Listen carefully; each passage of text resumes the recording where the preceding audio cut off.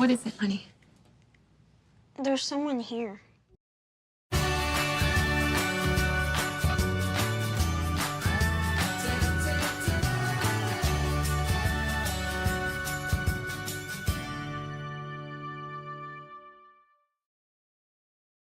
Hello and welcome to the Devlin and Damian show. I'm Damian, this is Devlin, and this is one of our Fan Appreciation Month movies. All through July, we are letting you choose the movies for us, and we are still taking requests. But we got some interesting ones today, and we certainly got one tonight. Just like Damian said, so we're talking about Funny Games. And Funny Games was actually recommended to us by a guy named Luther. Luther, thank you very much for recommending this video. It definitely was an insane trip, and we're going to tell you all about it. All throughout July, guys, throw out your suggestions. What movies do you want us to watch? Because they could be up next. As well, Q&A. Ask us questions, because we're going to be doing a Q&A video on top of all of that. Last but not least, before we get into it, podcast, all over the place podcasts. Take us with you on your trip to work, in the car, wherever. Find the link down below. But anyways, it's Funny Games time. Yes, thank you, Luther, for this.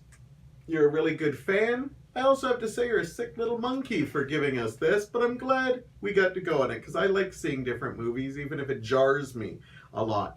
Anyhow, if you're not familiar with Funny Games, and we have to get things clear here because it was actually made too. It was directed by Michael Haneke. Are we going with that? Yeah, we'll go with Haneke. Okay. Starring Naomi Watts, Tim Roth, Michael Pitt, and Bradley Corbett. Now, this was directed originally... I thought it was starring Diane Kruger. No, it's Naomi Watts. Why am I thinking Diane Kruger? I don't know. Oh, well, it doesn't matter. Anyhow, this actually was an Austrian film back in 1997, directed by Michael Haneke, and 10 years later, he made a shot-for-shot remake. Apparently, if you watch the Austrian version, we basically seen it just with different characters and different actors.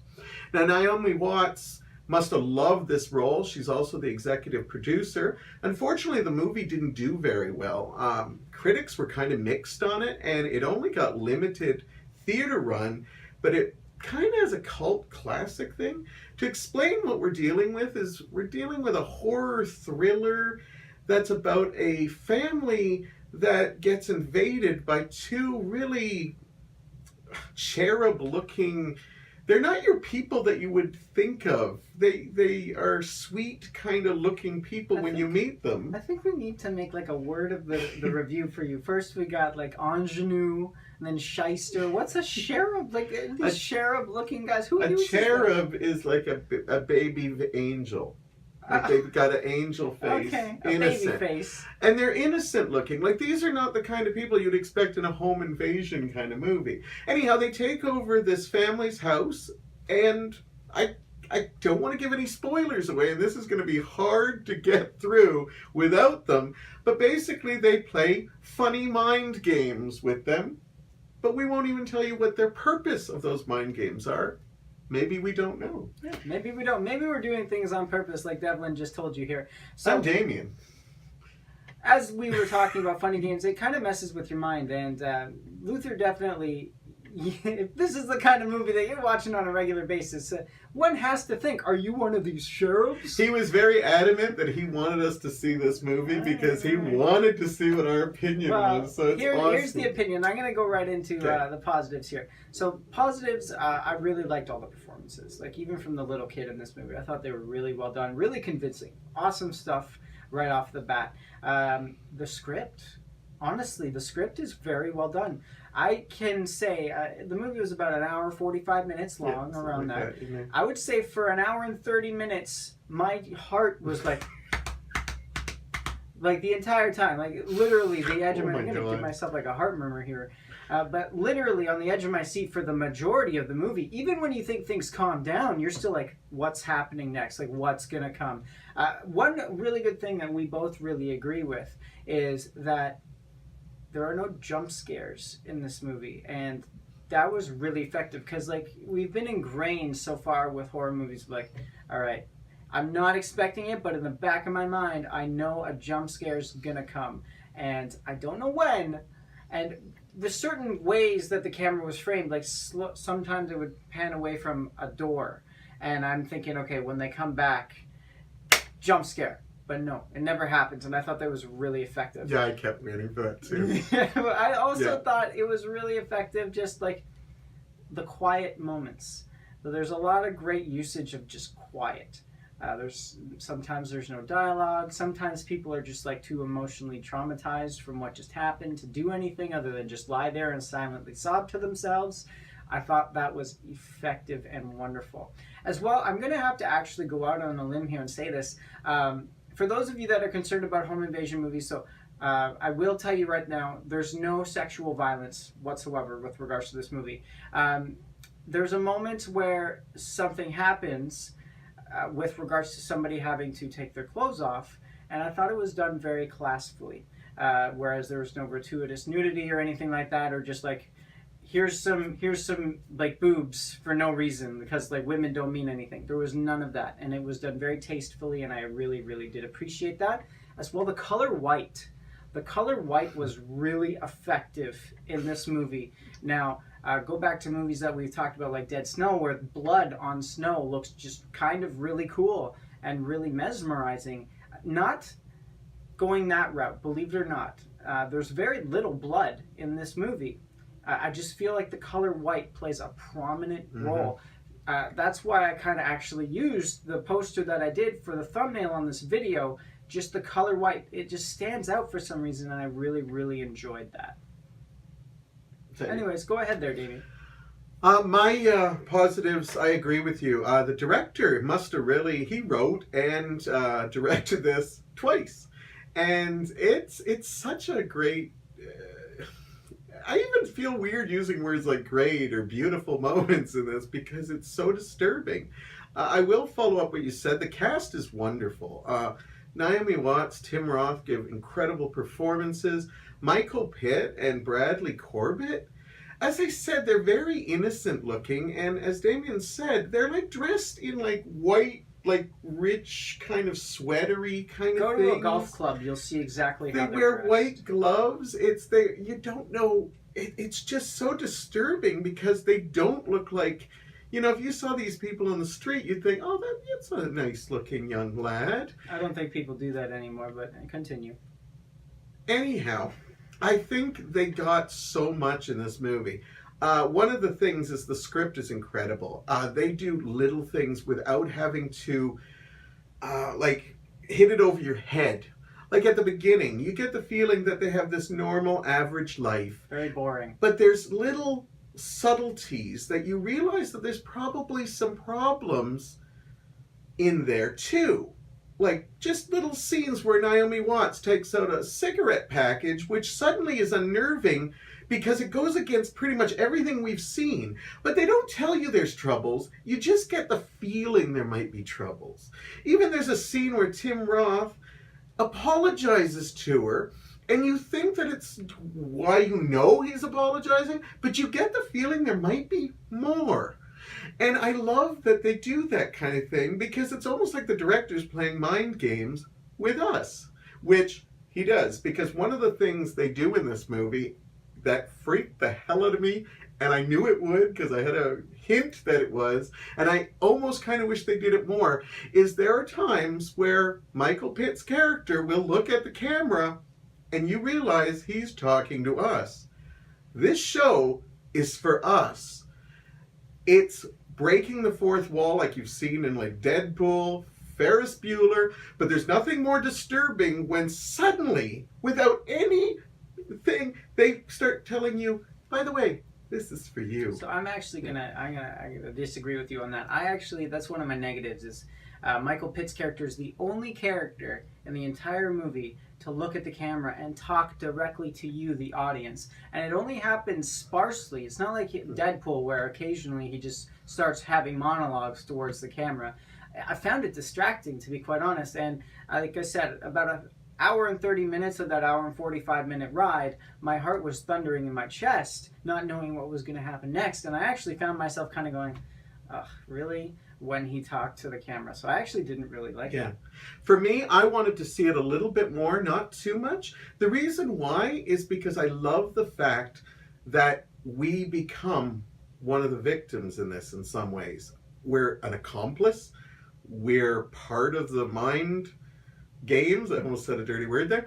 And I kind of like that. But I understand why it would have been unnerving. So I agree with you on the aspect, if it were used a little bit more frequently and regularly so that we actually get used to it, I would have totally appreciated that a lot more. It's just the fact that, yeah, I think intentionally it's used as kind of a mind mess up, but it's not used in an effective way, at least in my opinion. Yeah, I liked it. And what I also liked about the script is that the two young people who are doing this, they do a great commentary. The director does a great commentary on how the use of sarcasm and how nothing in the world is taken seriously anymore. Everything's a joke or a flip. And he takes it to a new level, because that is one of the things in the world that really bothers me. I won't get on my soapbox, but I hate how sarcasm is used for everything, or let's not take anything serious. And that's what these characters do, and it unnerved me even more. Of course we're not going to take anything serious. Nothing matters in the world. Oh, that's nice. Anyhow, now you know who we really are. I just used sarcasm there. And with the heart-pounding things, I will agree with you on that, and I have to give another plus about that. It's such a positive. There are moments that the camera will literally just stay on one scene for like 8-9 minutes, and it's so unnerving. There is a moment, and this doesn't give anything away, but there is a solid while that you don't know where they are. And I swear, they film it with doorways, windows, and I constantly kept trying to keep on the characters, but I constantly find my eyes going to see if I'm going to see a doorknob opening, if a window is going to open. I'm not going to say what happened. That honestly, that whole sequence that you're talking about where you don't know where they are, that's my favorite part of the movie, because like I said, that's where you kind of take a step back and you're relaxed. You should be relaxing, but you can't. And to me, that was the most stressful part of the movie. You actually think, oh my God, I think they're here. But then you start questioning yourself. So this movie I like because it actually does play games it did a very with your mind. Job. Absolutely. So that's pretty much my positives. I will say that I liked, sorry, I do have one more. The fact that they don't use a musical score in this. Yes. This was Quiet Place just recently came out and people have been raving about it. I liked it, but one of my problems with it is that there's a musical score on something called A Quiet Place. This does not have the score, and I kept saying, boy, this is what A Quiet Place should have been more. There's like no music at all. The only music is if they put a CD on or, just credit stuff. That's it. And it's beautiful. Anyhow, I swear I'm done this time. Your negatives. So I already touched on the fact that Michael Pitt's character, he talks to the camera occasionally. That's a negative for me. And you know what? His accomplice there, I don't know the actor's name. Brady Corbett. I actually did not like his performance at all. I found, he's effective. The character's effective. I just didn't like the actor. I don't know why. He just kind of rubbed me the wrong way. I found that he spoke way too softly at points where literally we turned the TV up all the way to 100 and we still couldn't hear what this kid was saying. I don't know if that was intentional for the movie. I just did not find his performance very enthralling or interesting at all. There's also a moment that really kind of made me angry with regards to how the movie could have turned out. But time is rewound.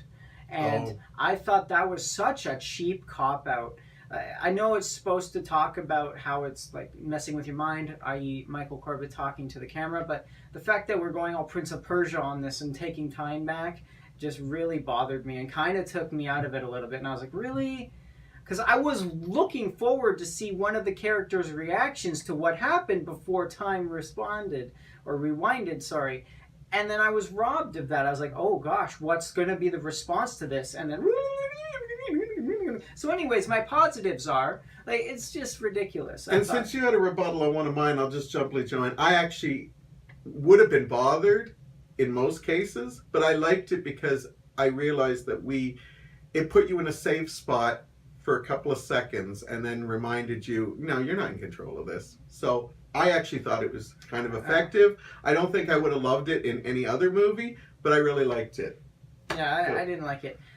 What I did also really like, sorry to like take away from my negatives, was just Michael Pitt's commanding presence in the entire movie. Like, I talked about how I like the performances overall of the cast, but I don't think enough credit was given by me to Michael Pitt. Like, literally any scene that he's in, he controls and he's got it. He does not falter with regards to it. Like Tim Roth, you've heard me talk about him before. I love Tim Roth, and there is moments where Tim Roth just breaks your heart.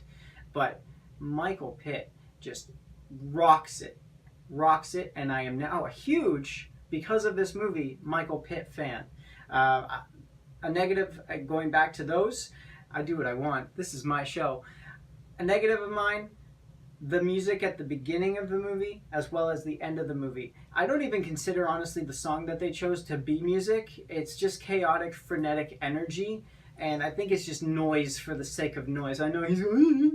Well, I'm Damian. That's what I do. I mock. Yeah, well, whatever, Devlin. I'm talking. So, I just didn't like it. It came out of nowhere, actually, and I get it. Like, the movie's chaotic and all over the place, and you never know what's going to happen next, and it comes in like that, the song that I'm talking about. But, oh my gosh, it was just noise, and it was bad noise on top of that. My ears wanted to bleed my brain out of the sockets, for goodness sakes. That's how bad it was. Those are my negatives right there. Two things I want to say about that before I say my negatives. Only two. Number one, I like that Damian likes chaos, but it's got to be organized and beautifully organized alphabet with tabs on, not too chaotic, because I like the chaos of that. Another thing, I think it says something about this movie that in the middle of your negatives, you actually had to stop and bring up positives again. So I think that's kind of cool. It's my show. There you go. Yes, I'm just a guest star here weekly. I saw the Devlin show. I had only one negative with this. And you just said you had two. No, I said I had two things to say before my negatives, which I did. But anyhow, I had a big negative here. And see, every time I try to think of a negative, which I have a big one, I keep thinking of positives I forgot. But that's okay. Talk about me in the street or send me emails or something. Talk about me in the street. Oh, wow. Okay, I screwed up there. So my negative is a big one, and you're probably going to disagree with me on this. Yeah, let's hear it. I really say that Naomi Watts is not attractive, I'm walking out of this. Naomi Watts is one of my favorite. Okay. I love her. I think she's a wonderful actress. She doesn't get enough love. No, I like Michael Pitt a lot. I think he's great. I know him from a lot of other movies. I like Brady Corbett. But I think there are many, many times in this movie they could have overpowered them. Okay, yes. I agreed with and that. I agreed with that. Okay, I know. You're agreeing with me? I agreed with that. Please, totally. put a date on this. They could have totally gotten out of these situations so easy. I am not a physical person, and I probably would be the deer in the headlights. And there are times that I was thinking, I would have done that. I would have done that. You know, as much as these guys were great terrorizing, they're not exactly the biggest guys. And there's many times when there is actual... chances here. Now, I don't know. I'm going to go deep into the movie thing. Did you like the fact that they casted the kid and he almost looked like a mini version of what these two would grow up to? Because he was kind of light-haired as well as Michael Pitt. I thought it was a brilliant moment that they actually... He's a kid. No, but what I think they're trying to say, now I'm deep, is that these two, we don't know exactly what makes them tick. And this kid could easily grow into that. And I like that they actually casted the kid, I know I'm back on positives again, that looked like he could have grown up to be both these two. Any kid could grow up to be these people. No, the hair. I think that's... The hair, okay, anyhow. So that is my biggest and only negative. There are many times I think they could have grabbed it. But of course, like Damian said, they could have just rewound it, which if they kept using it a lot, I'd have some issues. But I really think they could have overthrown many times. I completely agree with you. But I just, tying back to that whole Michael Pitt's presence in the movie, I think that he was just so in control of every scene, that maybe he literally was able to subdue the characters just by his mere threatening presence alone. Now, I do have a question to ask you now that we've done our positives and negatives. Did you like that there were a lot of times that there was horrific things going on and they would show you images that you didn't know what was going on? You would just hear them? Yes, actually, I did. Did you think that was not the greatest sandwich making scene? We won't say what was happening, but there's a scene where there's obviously bad stuff happening, and they keep the camera on Michael Pitt looking for sandwich meat. No, I thought that was brilliant. The fact that violence was not shown very regularly in this movie was very effective, because again, it's all a mind game, and it plays with your mind, because now you're thinking, oh gosh, what just happened? Yeah. What is it like in that other room? Right. What is it like right next to the camera where you can't even see? It's happening right next to where this character's sitting, but you can't see it. And the director does not waste any time. He's taking his time. We'll get there eventually, and you just want to find out what happened, and nope. And I loved it. I thought it was such a mind Another mess negative that I just thought of, there was one plot point at the very beginning of the movie that was very obvious that it was going to come into play later with regards to the boat. So I knew what was going to happen there. That was very evident. As well, the ending, to me anyways, I kind of saw it coming about 3/4 of the way through. I was like, okay, as soon as these other group of characters were introduced and certain questions were asked, I was like, that's going to be the end of the movie right there. So that's a negative that takes away from it for me, but it does not take away from the overall script at all. Again, I think it was I don't mean to rebuttal you here, but I like that they did something obvious, like you said at the beginning with the boat, and then it was kind of a non-issue. I think, again, a creative, because I think he avoided doing any of the Hollywood tropes, and I really respect him for that. Fair. What are you giving this movie? As much as I'm raving about it right now, and the disturbing parts of it were a thing, I'm going to only go a 4, because there was some times that I think they could have tightened it up a bit, and then the whole thing of I think they could have taken him over really set, and the fact that it kept popping into my head of different times, I'm gonna have to give it a 4, but 4 is pretty still damn good. 4 is pretty good. With my negatives in place as well as my positives, it gets a 3.5 for me. Overall, I really did enjoy it. I would recommend to watch this movie. It is fantastic, and I think honestly you will get a trip out of it if you watch it. Definitely watch it alone, because we did not watch this alone. We've never seen it either of us before. No, this was I usually say that, but yeah, you're right. Watch it alone and tell us how you feel, because as a pairing, we all interpreted it our own different ways, but we really didn't talk to one another. That's how engrossing it was. Yeah. So watch it alone and let us know how you feel. But if you're not into that, watch it with a friend too. And thank you, Luther, for keeping me up tonight, because I'll probably sleep, but every time I pass by a door, I'm going to be thinking somebody might be behind it. So thank you for that. No, actually, thank you for the suggestion. It was great. It was a lot different, and we probably wouldn't have discovered it if it wasn't for you. And we love that. We love that aspect. Absolutely. So thank you so much. You see the power now of Fan Appreciation Month. Get your suggestions out there. We really do appreciate them, and we want them. We want to treat you guys, because this month is all about you. Thank you so much for taking this journey with us. I've been Devlin. He's been Damian. Don't open your door. Keep me safe all through the night, please. That's awesome, really. Really.